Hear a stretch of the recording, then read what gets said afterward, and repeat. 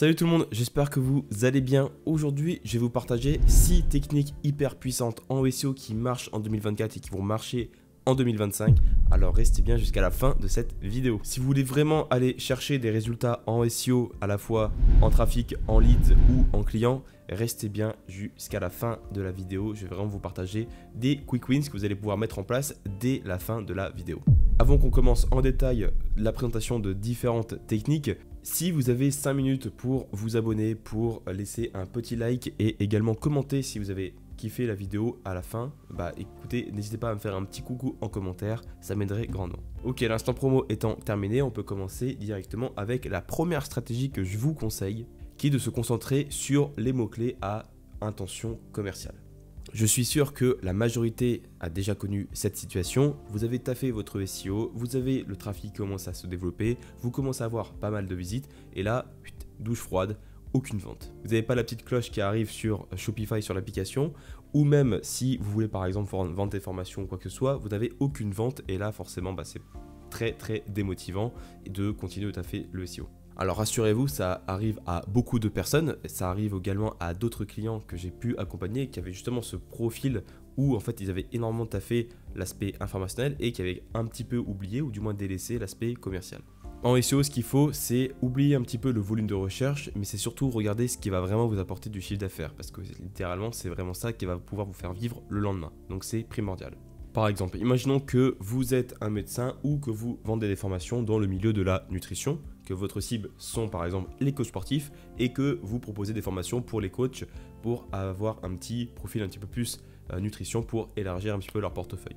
Ni plus ni moins, si on se trouve un petit peu sur l'écran, imaginons que vous ayez tapé votre mot-clé donc nutritionniste et que vous ayez une énorme liste de mots-clés. Donc on pourrait croire en fait que c'est votre thématique, alors forcément ça va être intéressant de travailler tout ceci, par exemple de faire des topic clusters, de faire des contenus particuliers, de proposer différents éléments. Le problème c'est que je suis sûr que la majorité vont se dire ok il y a un très gros trafic, c'est très bien. Bon, le mot-clé nutritionniste c'est 27 000 fois recherché par mois, honnêtement on ne sait pas si c'est des personnes qui recherchent un nutritionniste, on ne sait pas si c'est des personnes qui veulent devenir nutritionniste, on ne sait pas si c'est des personnes qui veulent savoir ce qu'est un nutritionniste, enfin bref. Donc forcément ça c'est par exemple un peu des mots-clés dans le vent, au final on s'en fiche un petit peu.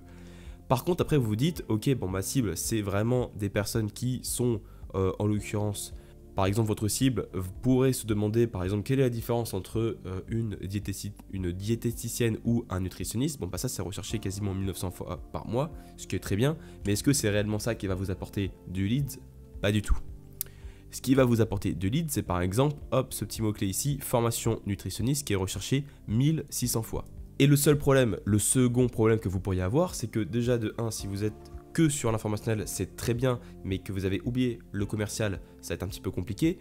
Mais également, l'autre problème qu'on peut rencontrer, c'est que sur des mots-clés comme ça, formation nutritionniste, et je le connais très bien, je peux vous assurer, en fait, on va être forcément sur de l'aspect commercial, mais par contre, la concurrence va être très compliquée. Et donc, pour pallier à ce problème, soit en fait vous investissez en netlinking, soit vous créez un cocon sémantique, soit vous faites des topic clusters, etc. pour vraiment ressortir sur le mot-clé formation nutritionniste. Mais si vous démarrez par exemple un site, ou que vous voulez vraiment des résultats plus rapides, clairement, moi j'irai taper dans du volume plus faible, mais par contre avec des mots-clés qui sont donc de longue traîne. Donc par exemple, formation nutritionniste à distance, c'est recherché 50 fois par mois. Vous aurez quasiment, je pense, les mêmes SERP, ou du moins assez similaires, et encore. Et derrière, vous êtes sûr que là, vous êtes vraiment face à des personnes qui veulent se former et qui veulent apprendre depuis leur domicile. Donc c'est clairement de cette manière que vous allez pouvoir en fait faire un tri entre les requêtes qui sont vraiment informationnelles et commerciales. Autre petite spécificité, c'est que des fois, SEMrush vous donne l'intention par exemple sur un mot-clé, formation nutritionniste, lui par exemple il dit que c'est informationnel, c'est faux. Je peux vous assurer que c'est complètement faux, je le connais très bien ce mot-clé, on n'est que sur des landing pages, on n'est que sur l'aspect commercial, donc clairement c'est bullshit. Donc ne vous arrêtez pas seulement à ce que vous dit SEMrush, ce qu'il faut faire c'est vraiment comme à l'ancienne, c'est bête, c'est méchant, mais il faut aller dans Google et regarder un petit peu ce qui sort. Si vous avez que des LP, je vous conseille de faire de même, c'est parce que forcément ça répond à l'intention, et de même c'est comme ça que vous allez pouvoir créer vraiment un contenu qui va répondre à l'intention de recherche et qui va surtout vous apporter du leads. Passons à la deuxième stratégie qui est ni plus ni moins que l'Anchor Text Cycling. L'Anchor Text Cycling, j'en ai déjà parlé dans quelques vidéos, mais c'est le fait en fait de diversifier ces encres de liens pour pouvoir sortir sur plus de mots-clés. Je pense en fait que la majorité des gens, ou du moins des personnes qui font du SEO, c'est normal. Moi aussi, le premier, j'ai fait cette erreur, c'est de toujours faire la même encre, par exemple, quand on va faire, par exemple, soit un backlink, ce qui est encore pire, ou quand on va faire du maillage interne. Là, on va plus s'intéresser à ça. C'est que dans le maillage interne, on va souvent répéter la même encre. Le maillage interne, c'est bien parce que vous allez pouvoir faire vraiment des encres tout le temps optimisées. Donc, c'est dommage d'avoir des encres désoptimisées, sachant que là, c'est pas considéré comme du spam vu que c'est sur votre propre site. Le problème, c'est que j'ai beaucoup trop le cas où je vois en fait des clients qui ont des sites avec, par exemple, du maillage interne qui a été mis un petit peu en place, mais qui derrière, en fait, ont toujours la même encre. C'est-à-dire que là, si on était encore sur la formation nutritionniste, sur toutes les pages du site, quand la page va vouloir faire un lien, par exemple, vers la page donc formation nutritionniste, on aura toujours la même encre formation nutritionniste à chaque fois. Ça, c'est catastrophique dans le sens où c'est pas du tout optimisé et ça limite le potentiel justement de la page. Une page qui ressort sur différents mots-clés pourra ressortir sur plus de requêtes et donc sera captée par Google comme étant plus légitime de ressortir sur notamment une requête, la requête que l'on vise au préalable. Mais par contre, si on reprend notre exemple tout à l'heure, imaginons que voilà, notre LP formation nutritionniste, c'est vraiment le mot-clé que nous visons.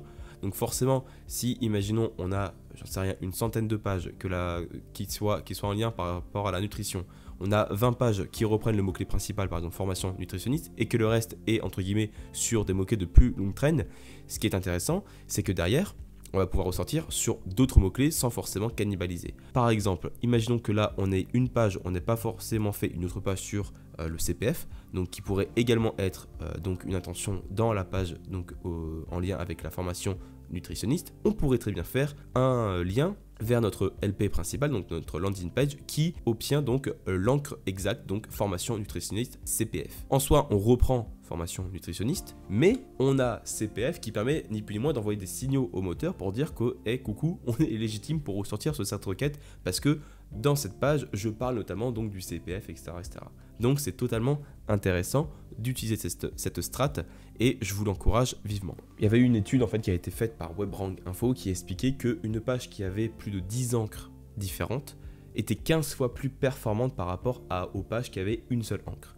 Et vous imaginez la puissance que ça pourrait avoir. Donc c'est clairement pas une strat que je sors de mon chapeau parce que ça a été étudié, ça a été analysé et ça a été vraiment conclu de cette manière. C'est que plus vous allez vous rapprocher, on va dire, de la dizaine d'encres différentes, si c'est possible bien entendu, il ne faut pas forcer le trait, mais plus en fait cette page en question, donc la page qui va recevoir donc le PageRank interne, va pouvoir générer donc 15 fois plus de trafic potentiel. Donc c'est énorme.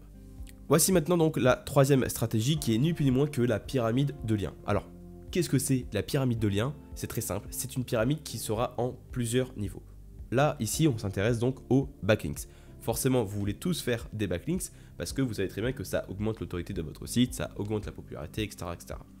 Ceux qui vous disent que les backlinks ou du moins le netlinking est mort aujourd'hui, c'est des conneries dans le sens où sur des requêtes très très commerciales, je peux vous assurer que d'expérience, c'est impossible de ressortir sans avoir un site d'autorité. Alors oui, on a des techniques comme Topic Cluster, Cocon Sémantique ou tout ce que vous voulez qui permet de légitimer notre site et d'avoir ce qu'on appelle donc un Topical Trust Flow plus important donc, qui va donc aider le moteur à comprendre qu'on est légitime de parler d'un sujet précis. La vérité, c'est que si on n'investit pas en netlinking sur quelques requêtes, je peux vous assurer qu'on ne ressort jamais. Et ça, je peux vous le dire. Par exemple, si je reprends la requête formation nutritionniste, je l'ai taffé, hein, je la connais. Je sais très bien que si on n'avait pas investi en netlinking, c'était impossible. Parce qu'en face, on avait des concurrents qui dépensaient des milliers d'euros tous les mois en backlink rien que pour cette requête. Donc, clairement, ceux qui vont vous dire oui, le netlinking ça ne sert à rien, il faut rester naturel, je ne vais pas vous mentir, ne les écoutez pas parce que vous allez justement perdre du temps et vous n'aurez pas forcément des résultats rapidement.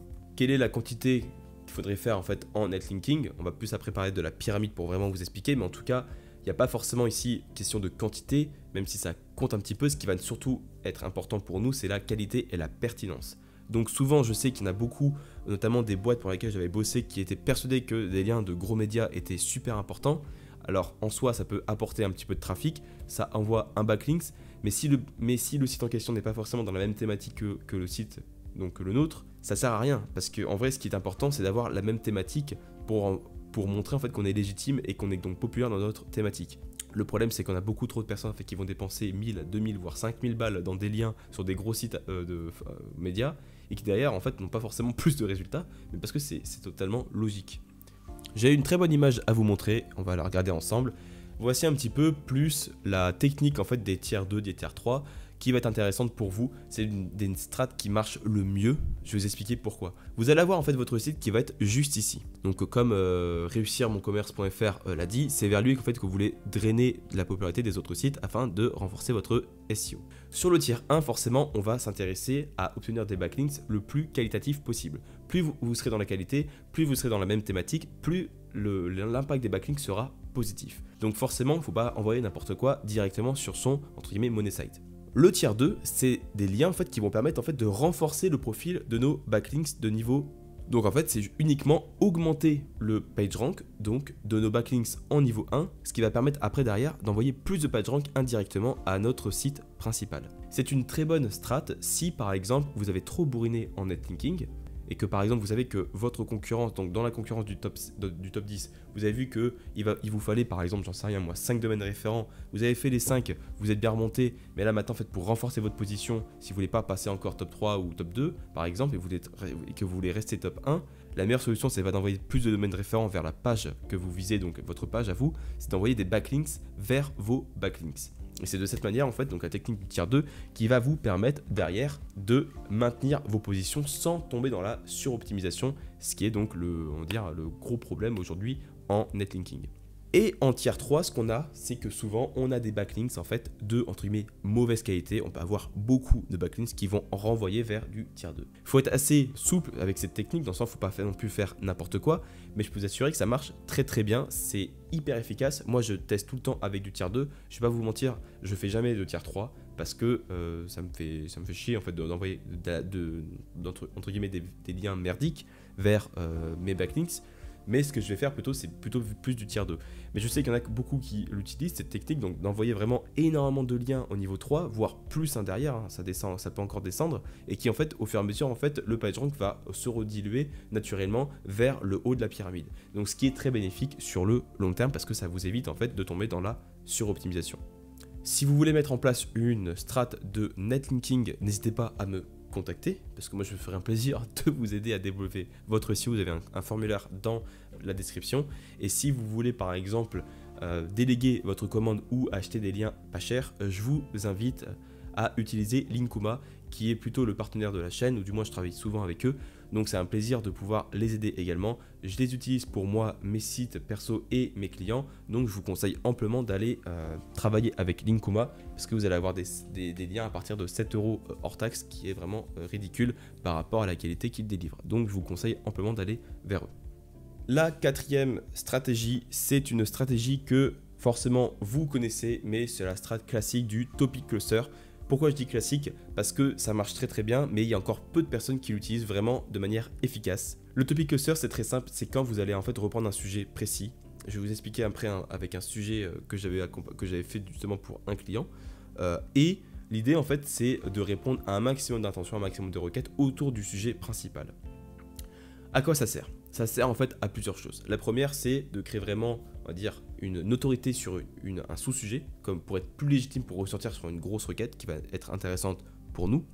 Le deuxième, c'est qu'on va pouvoir avoir beaucoup de pages, donc forcément ça va pouvoir envoyer donc du maillage interne et donc du PageRank vers la page que nous ciblons, et donc pourquoi pas après renvoyer vers une autre page qui est plus commerciale. Ensuite, ça permet également d'attirer des backlinks naturellement, parce que même si avec Linkuma on a des liens à partir de 7 €, si à la longue on continue d'investir, c'est vrai que ça peut coûter très très cher. Donc c'est vrai que d'avoir des contenus longs et détaillés, avec un topic cluster bien construit, des contenus de qualité, ça peut être très intéressant pour attirer des backlinks naturellement.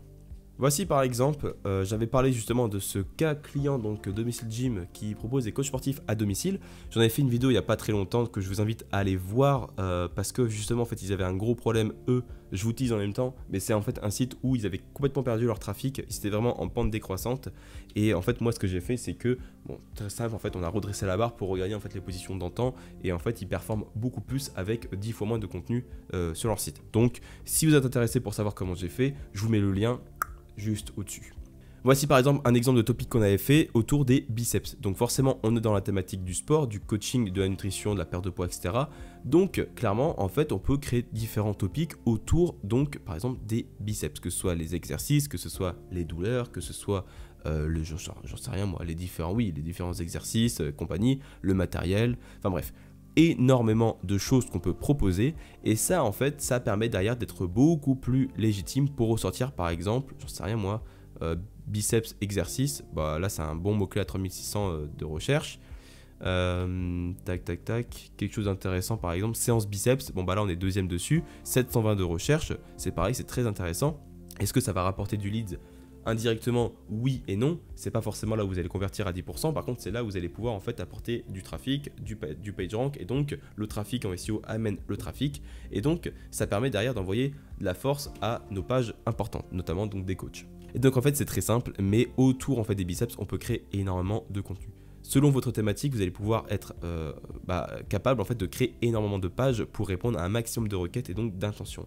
Et c'est en fait ce qu'on a fait au final, et aujourd'hui comme vous pouvez le voir, je vais prendre un diagramme un peu moins grand. Bon, avant, ils n'étaient pas positionnés. Mais en fait, aujourd'hui, on ressort avec ce topic sur 610 mots-clés et dont 55 mots-clés en top 10. Donc, c'est tout con, c'est 55 mots-clés, mais c'est 55 mots-clés qui nous apportent énormément de trafic. Donc, je vous encourage vraiment de faire cette stratégie. La cinquième et l'avant-dernière stratégie, et donc j'en parlais juste avant, donc avec la strat de Topic Cluster, c'est que c'est le fait en fait d'envoyer des backlinks vers nos pages informationnelles. Alors là, ça peut vous sembler complètement con, a priori, parce que d'habitude, quand on achète des backlinks, on veut que ça nous apporte des résultats sur des pages donc, commerciales, et donc forcément, je sais très bien ce que ça fait dans une entreprise. Quand on veut dépenser, on attend un retour sur investissement. En SEO, ça ne marche pas forcément comme ça, il faut le voir différemment. Enfin bref, pour ceux qui sont en entreprise, qui sont SEO manager ou quoi que ce soit, vous savez de quoi je parle. Bon courage, parce que moi j'en ai chié des fois pour expliquer des strats. Parce que des fois, en fait, les gens ne comprennent pas forcément. Bref, passons. Ce que je peux vous dire, en fait, c'est que des fois, c'est très intéressant d'envoyer des backlinks vers des pages informationnelles. On peut envoyer, par exemple, des backlinks sur des pages qui vont donc être à vocation d'apporter des informations. Et donc, derrière, en fait, on sera beaucoup plus légitime pour arriver très haut parce que peu de concurrents vont investir sur des articles informationnels, par exemple. L'avantage de ça, c'est qu'on va pouvoir capter beaucoup plus rapidement du trafic, on va pouvoir maintenir beaucoup plus rapidement nos positions, et surtout le truc cool, c'est que derrière en fait les backlinks qu'on envoie vers nos pages informationnelles vont également être intéressantes pour derrière faire un lien interne vers les pages donc commerciales. C'est un peu une double stratégie avec la technique donc du tier 2, tier 3, mais là en fait c'est directement avec votre site directement. Si derrière vous voulez pas forcément risquer d'être dans la suroptimisation, c'est une très bonne technique d'envoyer des backlinks vers des articles de blog par exemple classiques, et derrière en fait de bien faire votre maillage interne pour envoyer tout le PageRank vers vos pages commerciales. Un petit bonus que je voulais vous partager qui est aussi une strat qui est très intéressante, c'est que couplé par exemple avec un topic cluster, si vous voulez par exemple prioriser des contenus qui pourraient potentiellement attirer des backlinks naturellement, si vous n'avez pas forcément le budget pour acheter des backlinks, sachez qu'il y a une très bonne idée et du moins une très bonne strat que je mets en place, c'est par exemple, là j'ai pris YouSchool, donc vous connaissez un petit peu, c'est un peu le site référence dans le sens où j'ai eu d'énormes résultats avec eux, donc c'était vraiment top.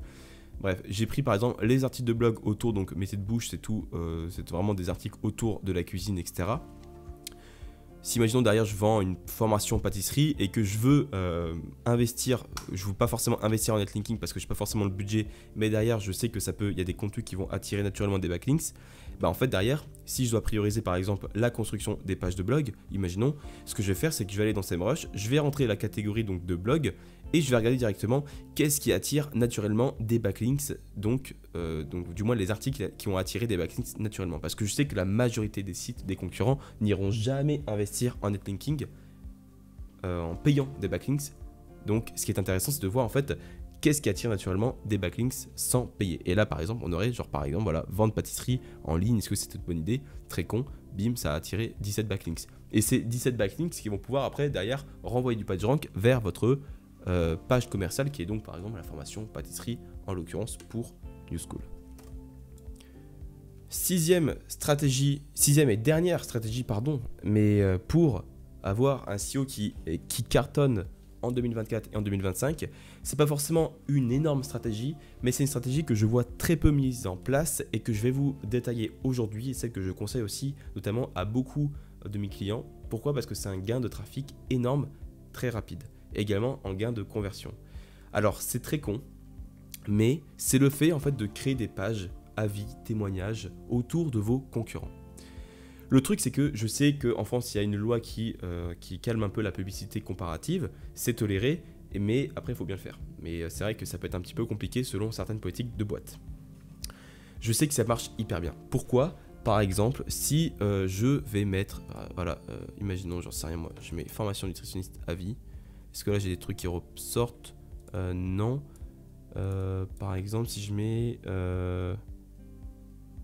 Regardez, par exemple, imaginons que vous ayez par exemple un site qui propose de l'anti-cerne et que vous voulez aller chercher du trafic rapidement et des conversions. Si vous démarrez de zéro, forcément, vous n'êtes pas forcément légitime pour directement aller vous placer sur des gros mots-clés type anti-cerne.